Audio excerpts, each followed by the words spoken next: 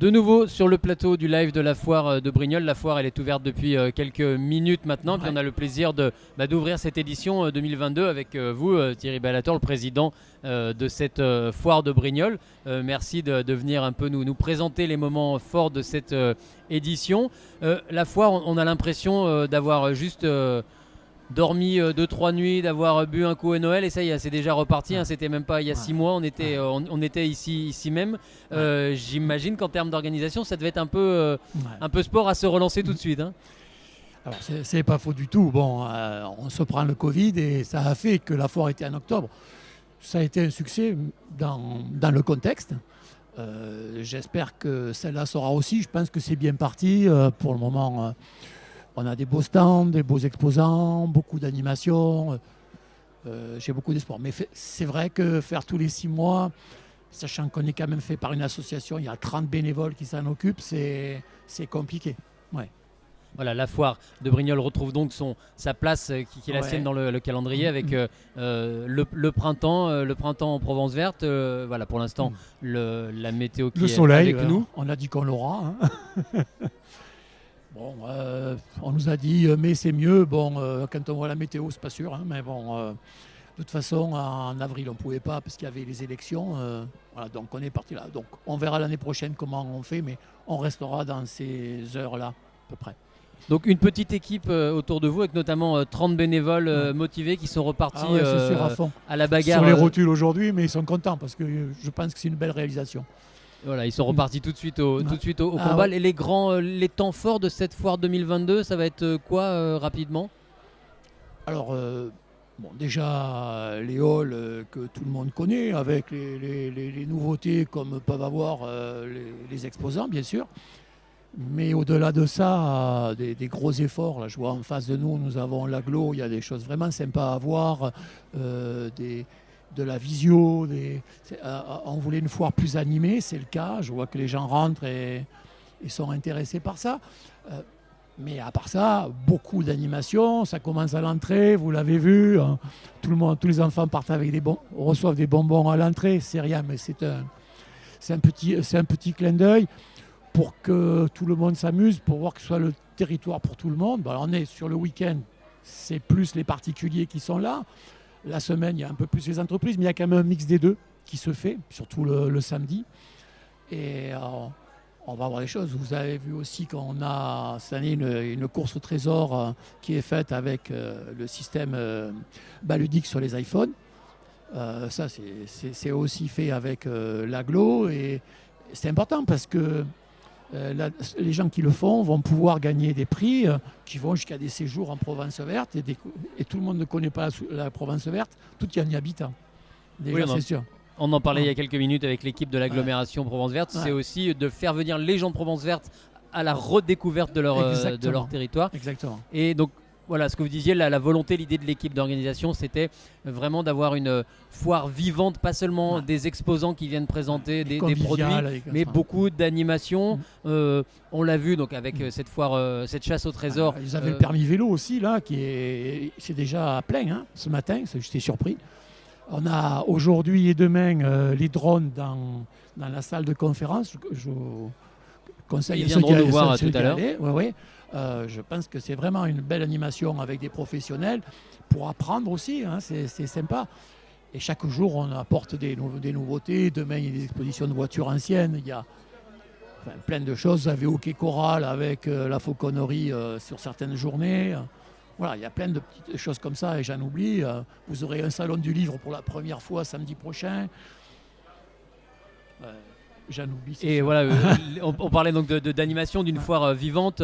Il y a notamment Sarah Tatouille qu'on est allé voir tout à l'heure qui va se faire toujours et encore plus. Vous avez et vu. Encore plus cette année qui va faire des animations, des chefs locaux qui vont venir faire des plats comme ça à quatre mains.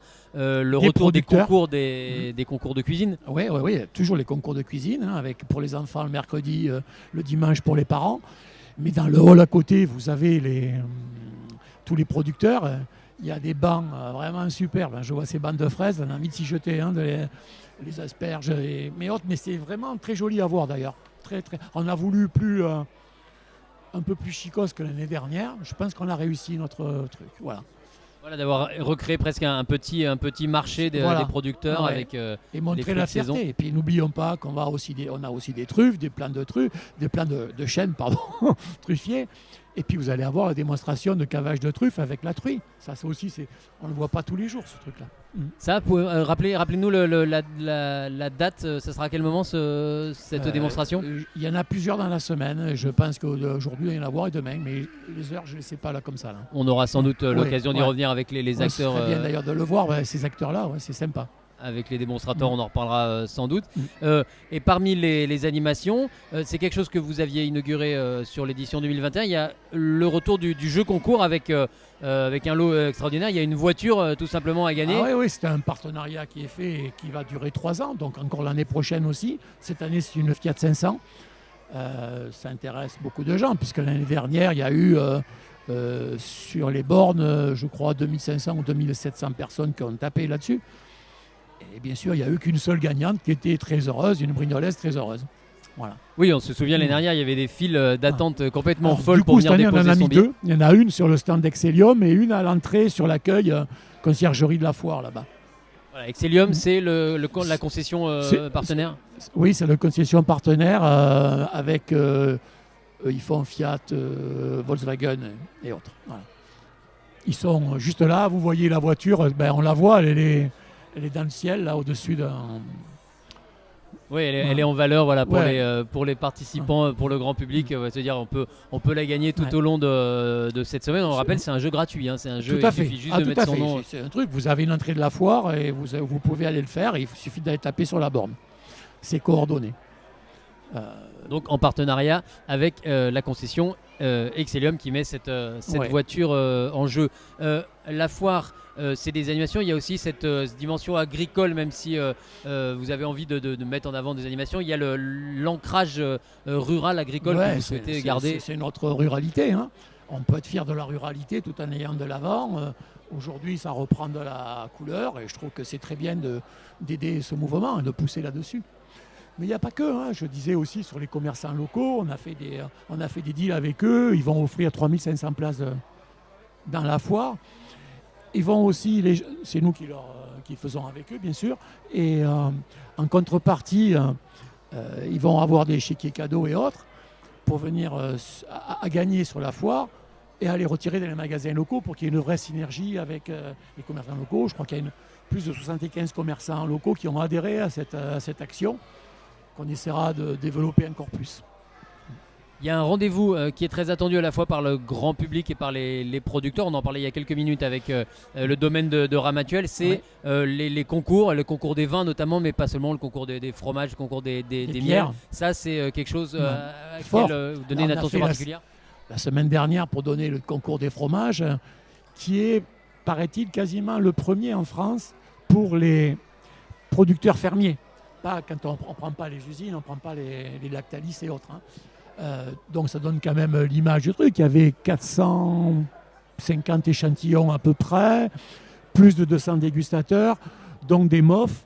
Donc c'est quand même un truc très reconnu. Avec des gens, j'ai des gens qui arrivaient de quasiment Mâcon et autres. Donc c'est intéressant de voir ça et une super animation. Les gens étaient ravis. Voilà. Donc on veut... Ça montre bien nos produits et puis il n'y a qu'à voir sur la foire, sur le site, vous avez les résultats des concours et vous voyez qu'il y a plein de concours et de médailles d'or à des producteurs locaux et ça c'est un vrai plaisir. Avec une renommée, une représentativité qui dépasse largement les frontières de Brignoles de la Provence verte. Là c'est clair, oui c'est relié même au niveau national. Ouais. Belle reconnaissance pour l'organisation. On a les bières aussi, qui est un concours qui progresse bien. Concours des bières avec la montée en puissance des artisans, des brasseurs locaux. Voilà, avec il y en a un d'ailleurs qui est là, qui a fait son stand, un beau stand pour déguster ses produits. On va découvrir ça aussi. Ouais. La foire ne serait pas la foire sans ces différents exposants. Il y a évidemment des outils agricoles, mais pas seulement. Mais pas que, loin de là. On a le BTP, mais on a aussi quand même tout ce qui est habitat intérieur, extérieur. Vous le voyez avec les agencements, les jardins et autres, où c'est quand même, ça fait partie vraiment de l'économie locale. Là, c'est, ouais. Et avec évidemment une partie qui régale les enfants et que vous avez surtout voulu garder sans bouger, c'est la petite la ferme Ah ouais, miniature. ça c'est un grand succès ça. Ça c'est un grand succès. C'est incontournable. Donc il faut qu'on le garde. Il y a aussi les balades à poney, il y a les chevaux, il y a avec le Léap de Saint-Maximin, il y a les brebis, il y a des moutons nains. Enfin, il y a plein de choses qui séduisent les enfants et donc les parents. Voilà. Les exposants se renouvellent après année ou quand vous en avez accroché entre guillemets, en général, il se prend au jeu, ils reviennent. Il y a beaucoup de fidélité quand même. Mais bien sûr, il faut se renouveler. Il y a eu le Covid, hein, il y en a qui sont restés sur la touche. Nous, on doit aller les chercher. Et on va aller chercher encore plus les locaux, les entreprises de la région.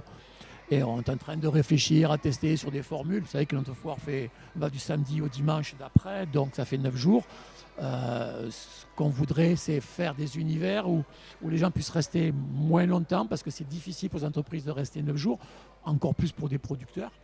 Mais eux, déjà, on a déjà des offres pour les producteurs qui sont beaucoup plus... et on apprend à faire du turnover sur les stands. C'est une organisation, mais on y arrive. Voilà, ça, c'est important. Mais sachez qu'une foire, c'est comme ici, c'est un tiers d'exposants hors PACA, un tiers de PACA et un tiers département, à peu près. Donc ça montre quand même l'étendue de ce qu'il faut aller chercher. Vous parliez du tissu d'entreprise. La foire, c'est aussi, c'est ce que vous aviez envie d'en faire, c'est aussi, au-delà des exposants, presque un business club. C'est un club à faire où on peut se connaître, se faire connaître. Tout à fait, oui, puisqu'on a aussi un club d'entrepreneurs et de domaine agricole. Il y a plus de 80 inscrits. Je pense qu'ils sont ravis. Ils ont un espace pour eux dédié où ils ont chaque jour la possibilité conviviale de se réunir, de boire l'apéritif ou autre. Mais il y a aussi cette année des nouveautés là-dessus où on a des petits déjeuners qui sont possibles pour les entreprises avec leurs clients. Alors que l'entreprise expose ou non d'ailleurs à la foire, puisque tous les adhérents ne sont pas exposants. Mais je pense que ça fait partie d'un tout et la foire doit s'ouvrir et le message c'est celui-là. Puis on a aussi des soirées qui sont faites avec ces membres du club d'entrepreneurs qui sont, encore une fois, ou exposants ou pas exposants. Et en sortant du cadre purement agricole, parce qu'il y a du BTP. Oui. C'est vraiment du business. Là-dedans, vous avez des grosses boîtes. Hein. Vous voyez des noms, vous avez Colas d'un côté, vous avez Eiffage, vous avez plein de boîtes comme ça. Oui. Un des grands rendez-vous de la foire chaque année, c'est la nocturne, vendredi 13 mai. Qu'est-ce qu'on vous aurez va des pouvoir... surprises, dont une on que va je ne peux pas vous communiquer, mais vous l'aurez dans l'après-midi. La surprise, je laisse à la personne qui nous l'offre le soin de nous le dire. Mais au-delà de ça, on a fait aussi on va parler français, on va dire des associations. Je voulais mettre en avant les associations locales, à une condition, c'est que ces gens-là viennent sur la foire, mais fassent quelque chose. Je ne veux pas de passif, je veux qu'ils montrent leur activité. Certaines ont répondu, enfin en tous les cas, beaucoup, ce qu'on a vu, ont répondu. Je pense à l'association de la danse, je pense à l'association de gym, du karaté et plein d'autres, parler des voitures et autres. Et tous apportent des animations à la fois. Et ce soir-là, on va avoir aussi avec le conservatoire, puisqu'on a un beau conservatoire de musique et des arts à Brignoles, qui vont faire des démonstrations et des représentations. Je pense aussi à Rock in Brignoles qui fera des représentations, puisque cette année on a quand même deux scènes pour en faire. Ce soir-là, ça va être très animé, vous verrez, sans compter les exposants qui en font de plus en plus ces soirs-là, avec des animations très sympas. Voilà. Je vous reconnecte. Et sachez que ce soir-là, à partir de 18h, c'est gratuit. Donc n'hésitez pas à venir. On a oublié, mais on a une allée gourmande très très sympathique cette année. Il y a vraiment le choix entre du Tahiti à l'Alsace, en passant par le sud-ouest, la Provence et autres. De quoi se régaler les papilles. Et la foire ne serait pas ce qu'elle est sans l'engagement des collectivités locales, évidemment. Nous travaillons vraiment de concert avec. Provence Verte. Ah ouais, on peut dire qu'il est vraiment à fond avec nous. Parce que c'est un événement, elle a très bien compris que c'était un événement à tous. Ce n'est pas notre événement, c'est l'événement de notre agglo, et voire plus. Et donc on est vraiment très bien accompagnés là-dessus. Et je pense qu'on se comprend très bien tout en ayant chacun nos visions. Bah, merci de nous avoir présenté cette édition 2022 de la foire de Brignoles. C'est un plaisir et que la fête commence. Que la fête commence pour vous aussi. Bonne foire, bonne festivité, bonne inauguration tout à l'heure. Merci beaucoup. À bientôt. Ne cassez pas le matériel, on a encore 8 jours à tenir avec. Merci, bonne journée. Merci beaucoup.